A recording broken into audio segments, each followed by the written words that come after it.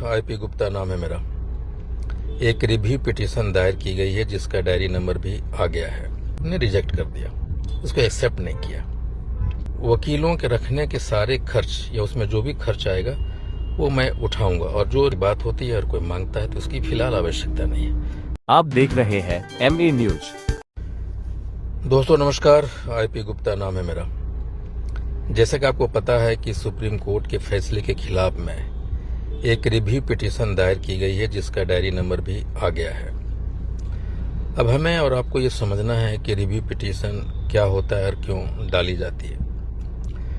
Basically supreme court जब कोई फैसला देता है और प्रभावित पार्टी को लगता है कि इस फैसले में कुछ महत्वपूर्ण बिंदुओं को छोड़ दिया गया है, तो उसके खिलाफ में प्रभावित पार्टी एक रिव्यू पिटीशन दायर कर सकता है।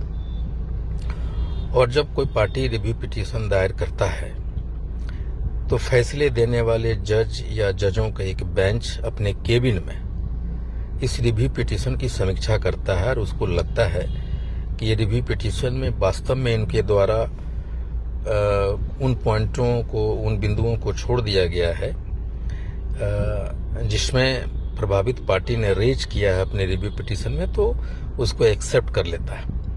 और जब ये एक्सेप्ट होता है तो फिर ओपन बहस में जाता है। तो दो जज की अगर बेंच होती है तो फिर 3 जज का बेंच हो जाता है। और फिर उसमें जो प्रभावित पार्टी है या जो दूसरे पार्टी के लोग हैं वो अपने अपने वकील को दोबारा रखते हैं। अब ये देखना होगा कि ये जो जज हैं जो हमारे खिलाफ में फैसला दिया है वो अपने केबिन में इसको एक्सेप्ट करते हैं या रिजेक्ट करते हैं। अभी हाल ही में जब रिजर्वेशन कोटे की बात कही थी तो चिराग पासवान जी की पार्टी ने एक रिव्यू पिटीशन दायर किया था जिसको सुप्रीम कोर्ट ने रिजेक्ट कर दिया, उसको एक्सेप्ट नहीं किया। मामला वहीं खारिज हो गई। और अगर ये रिजेक्ट कर देता है तो मामला खत्म हो जाएगा, लेकिन अगर एक्सेप्ट करता है तो फिर वकीलों की जरूरत पड़ेगी और उस समय पैसे की आवश्यकता होगी।